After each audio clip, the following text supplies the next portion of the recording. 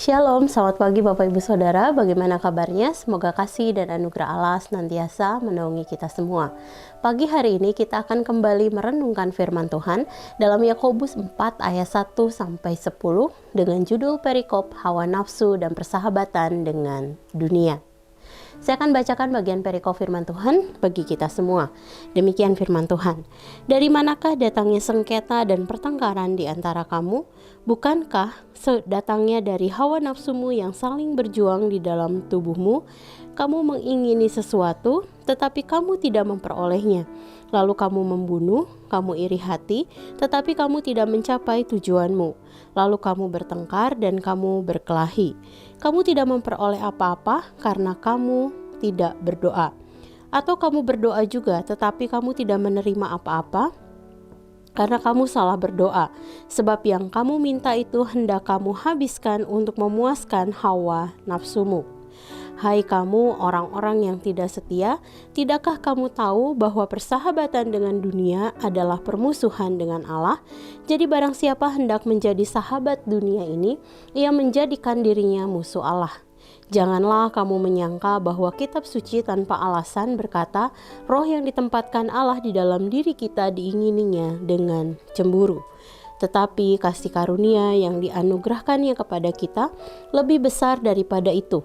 Karena itu, ia katakan, Allah menentang orang yang congkak, tetapi mengasihani orang yang rendah hati. Karena itu tunduklah kepada Allah dan lawanlah iblis, maka ia akan lari daripadamu. Mendekatlah kepada Allah, dan ia akan mendekat kepadamu. Tahirkanlah tanganmu, hai kamu orang-orang berdosa, dan sucikanlah hatimu, hai kamu yang mendua hati. Sadarilah kemalanganmu, berduka cita dan merataplah. Hendaklah tertawamu kamu ganti dengan ratap dan sukacitamu dengan duka cita. Rendahkanlah dirimu di hadapan Tuhan dan Ia akan meninggikan kamu.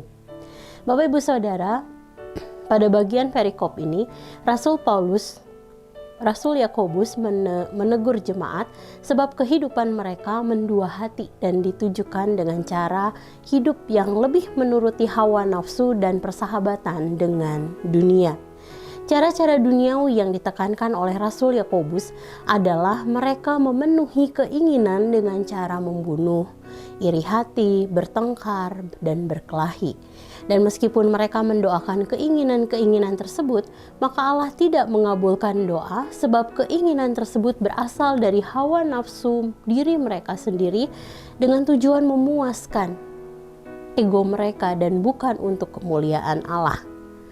Bapak Ibu Saudara, teguran Rasul Yakobus kemudian dilanjutkan dengan seruan untuk bertobat dengan menekankan sifat-sifat Allah, yaitu pencemburu dan penuh dengan kasih karunia. Kecemburuan Allah terutama karena Ia tidak menghendaki umatnya untuk mendua hati, sebab tindakan ini tentunya akan menjauhkan umatnya dengan Allah. Sifat lainnya yang ditekankan oleh Rasul Yakobus adalah Allah yang penuh kasih karunia, sebab Ia akan mengampuni apabila kita bertobat dari sikap mendua hati dan kembali mendekat kepada Allah. Saudara, godaan untuk mendua hati tidak hanya dialami oleh jemaat saat itu saja, tetapi juga dalam kehidupan kita saat ini. Mungkin saja godaan datang dalam bentuk hidup di dalam kemarahan, iri hati, kerakusan, keserakahan, dan lain sebagainya. Sehingga kita memilih untuk bersahabat dengan dunia dan menjauh dari Allah. Dan karenanya perlu bagi kita untuk tetap waspada dengan cara senantiasa mengintrospeksi diri kita di hadapan Allah dalam waktu-waktu pribadi kita dengannya. Saudara, mari sejenak kita merenungkan firman yang baru saja kita dengar. Saudara, apakah saat ini kita hidup dalam hawa nafsu dan bersahabat dengan dunia? Jika iya, mari dengan rendah hati meminta ampun kepada Allah atas dosa-dosa kita dan kemudian mintalah juga kepadanya untuk memampukan kita agar senantiasa hidup dalam ketaatan kepadanya.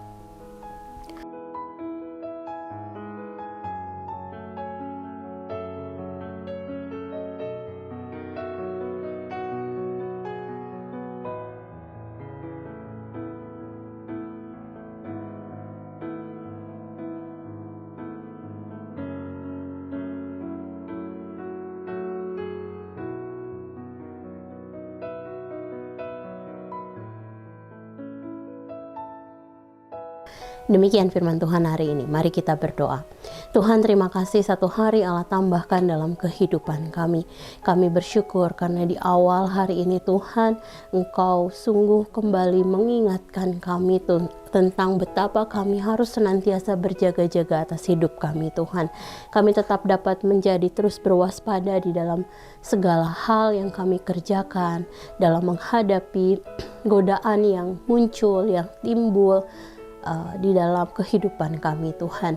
Mari Tuhan, Engkau yang menolong kami, di dalam kami bisa tetap menjaga kesalehan hidup kami di hadapan Engkau. Kami tahu bahwa tanpa bantuan, tanpa kuasa dari Roh Kudus, kami akan seringkali mungkin Tuhan memilih untuk lebih menjauh dari Engkau Tuhan.